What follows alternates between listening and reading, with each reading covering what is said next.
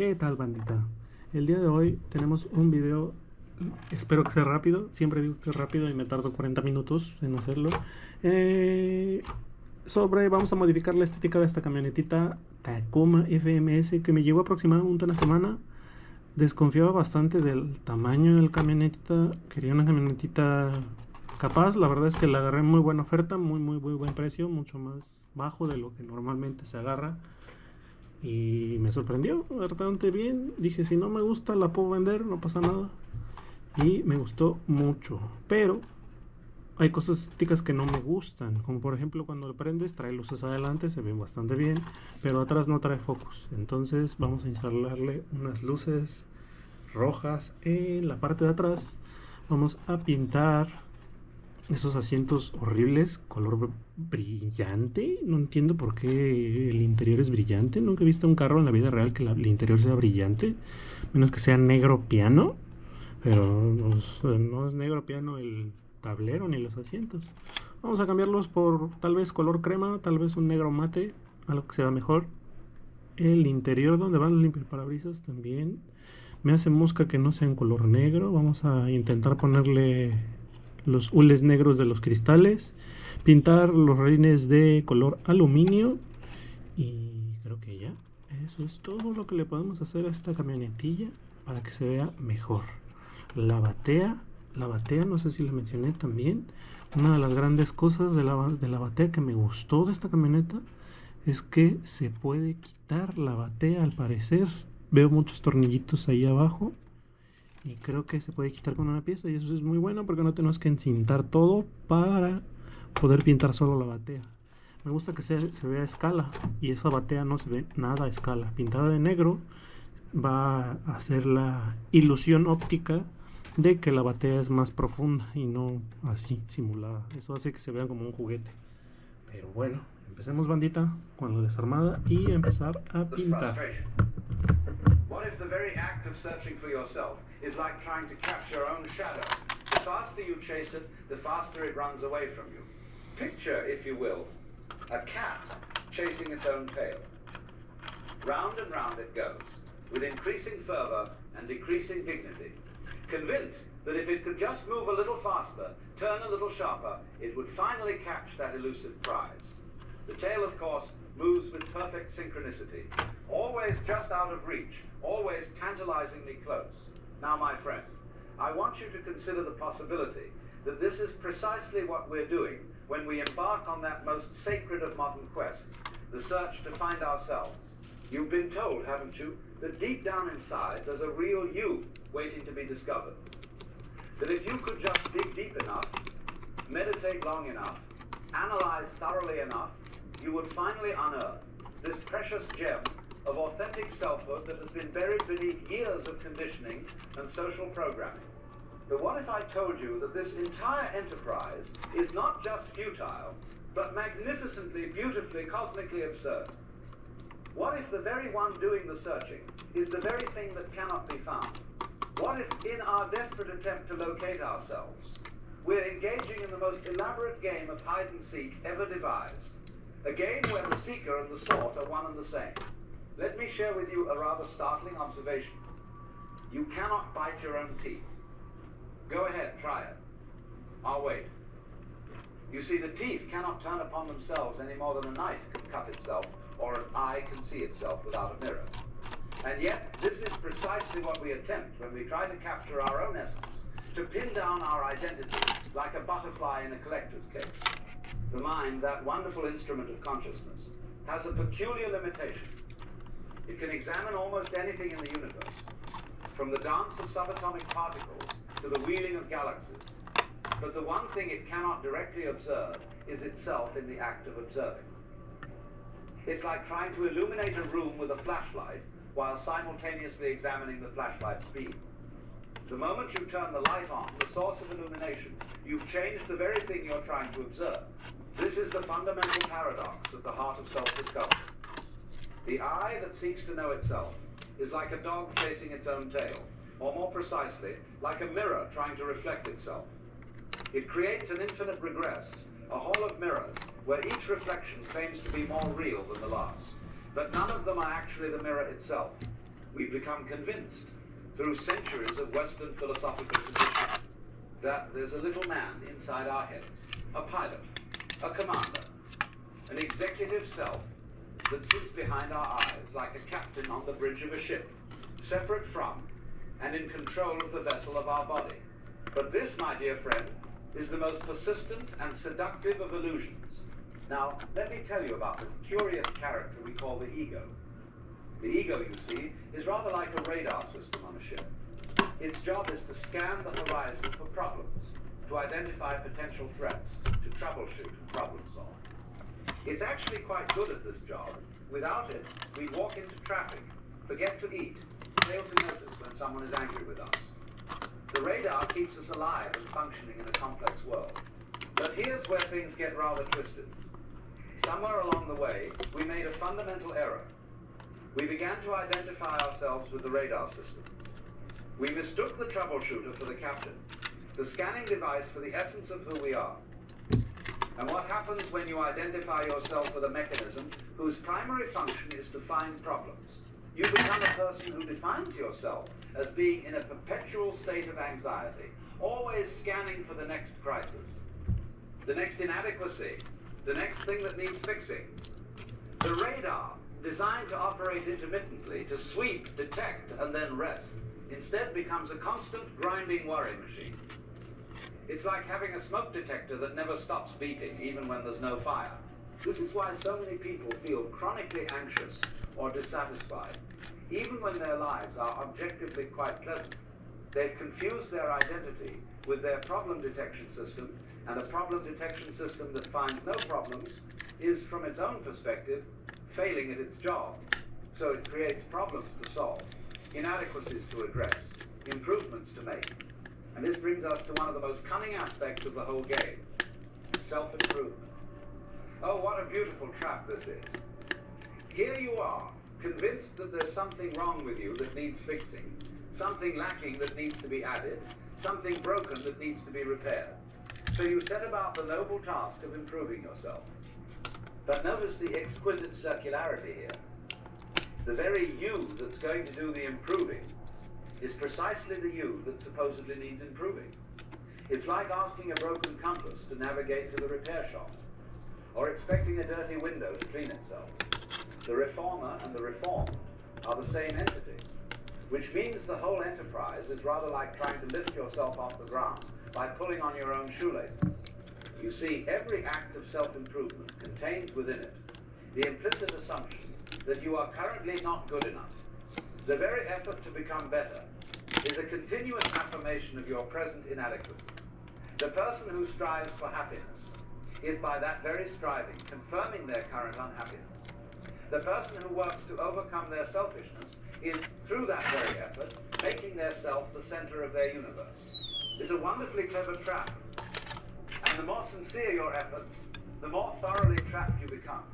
You read books about finding your authentic self, and this creates yet another layer of inauthenticity. The person who's trying to be authentic. You meditate to achieve inner peace, and this creates the meditator who's seeking something they don't have. You practice gratitude to overcome negativity, and this creates someone who's working to manufacture appreciation. Each solution becomes a new problem. Each answer generates new questions, and the whole magnificent edifice of self-development keeps building higher and higher into the sky, like a Tower of Babel, reaching toward a heaven that doesn't exist in the way we imagine it.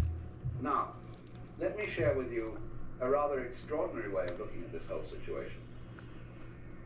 Suppose, just for a moment, that what we call existence, or the universe, or God, or the Tao, or whatever name you prefer, for the fundamental reality of things, suppose this is playing an elaborate game of hide and seek with itself.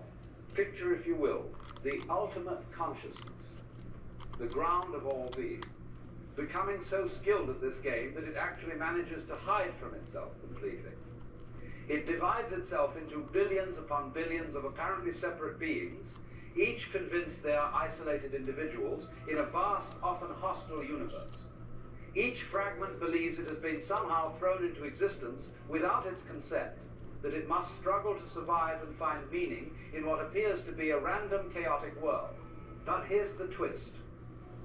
The very sense of being lost, the very feeling of separation and inadequacy is part of the game. The cosmic consciousness has hidden so thoroughly that it has actually convinced itself through us that it really is lost. We are... Bueno, bandita, ya desarmamos todo. Es hora de llevarnos todo a nuestra zona de pintura para empezar a darle a todas las piezas con el primer. Los describo aquí porque no me van a escuchar en mi super gran zona de pintura y les voy a mostrar un video rapidillo de eso para que no dure tanto el video. Vamos a agregar el primer primero para que la pintura se pueda pegar en todo, encintar si es necesario en algunos casos, y de ahí vamos a dar la primera capa de pintura, o sí, la primera capa o única capa como va a ser en este, es que va a ser aluminio, color aluminio y transparente al mismo tiempo. Esto es porque el color aluminio que venden en lata, si le agregas transparente, se le borra todo el color aluminesco, no sé cómo llamarlo. Si lo pintas se ve como pintura metálica, no se ve como aluminio. Pero si agregas transparente al mismo tiempo que el aluminio, sí se ve un efecto como aluminio. Se ve bastante bien, brilloso. Y eso es lo que quiero de efecto en estos rines. Lo hice hace poco eso y me gustó. Quiero imitarlo en estos. Vamos a ver qué tal sale. Pintar esto de negro, aluminio, negro mate y tal vez otro color cremilla. Tal vez un color crema como ese. Y vamos a ver qué tal. Ah, bueno, también se me olvidó decirles, pintar de negro por dentro, porque no me gusta que pasa la luz y se alcanza a transparentar el body. Eso no me agrada mucho, la verdad. Entonces vamos a intentar darle una pasada de pintura y a ver qué tal queda. Vamos a darle.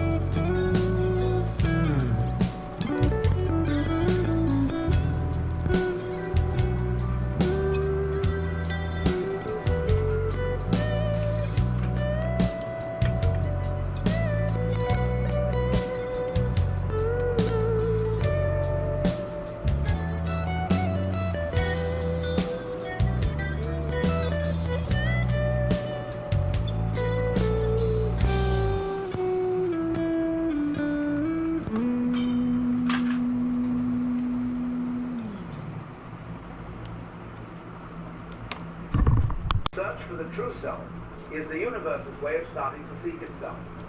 Like someone who's been hiding in a closet for so long, they begin to wonder if there's a world outside. The spiritual quest, the psychological journey, the philosophical inquiry, all of these are the cosmos beginning to turn around and look for itself.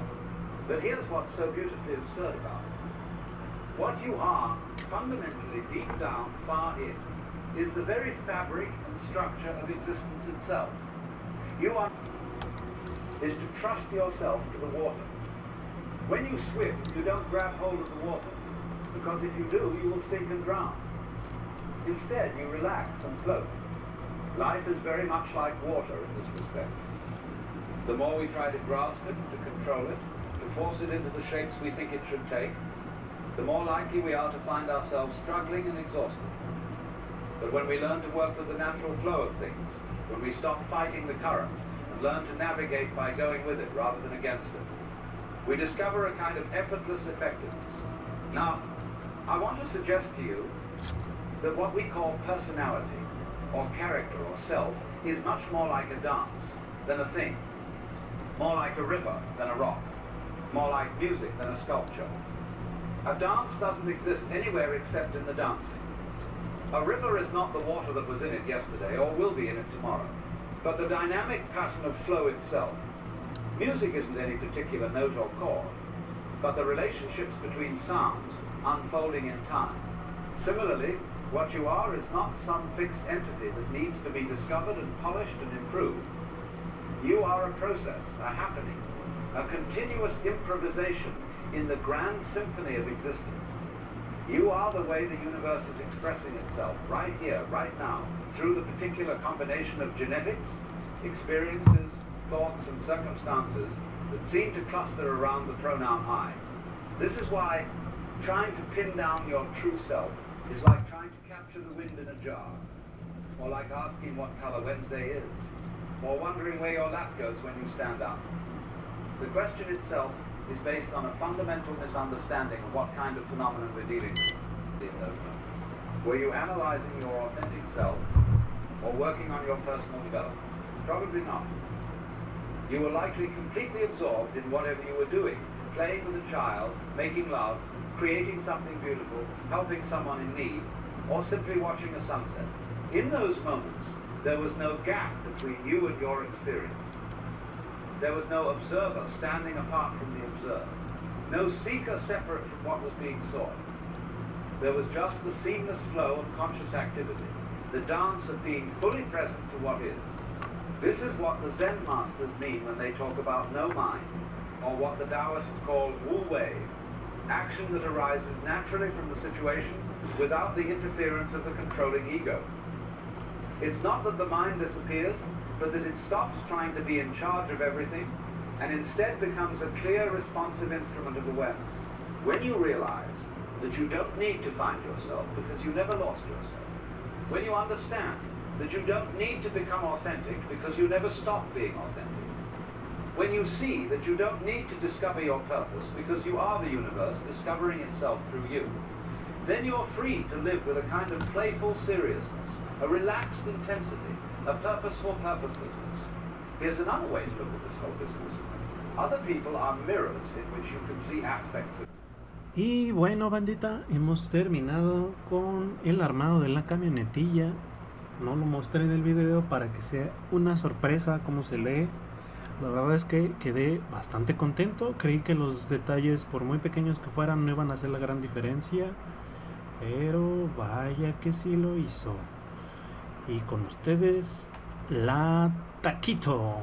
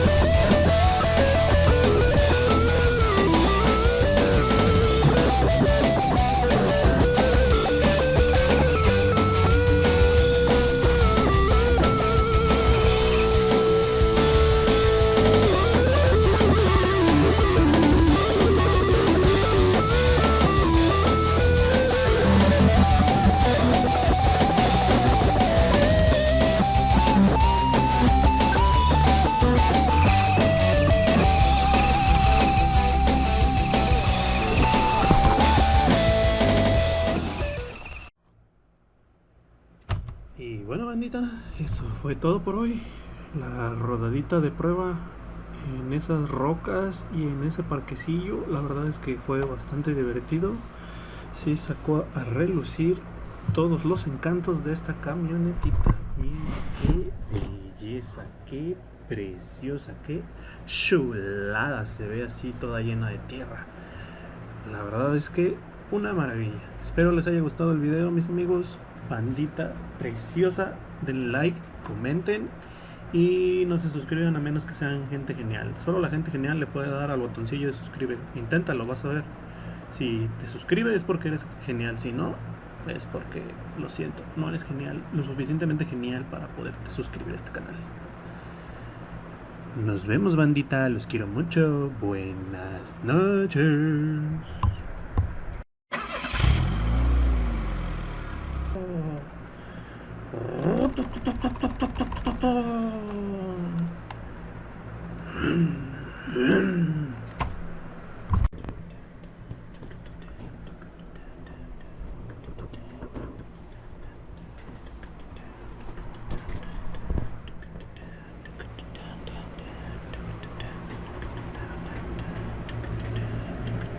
De la FMS FC FC FCE F F ¿qué? F ¿qué es?